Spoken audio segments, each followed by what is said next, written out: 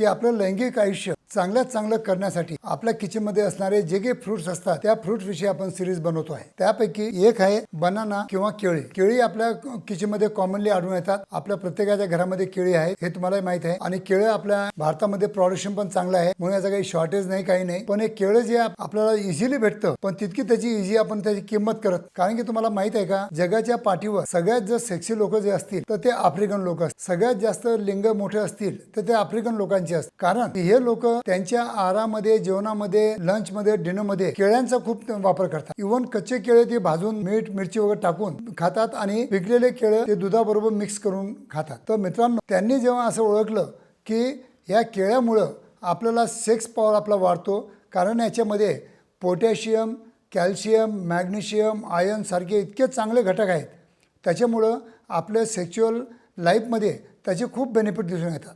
धन्यवाद।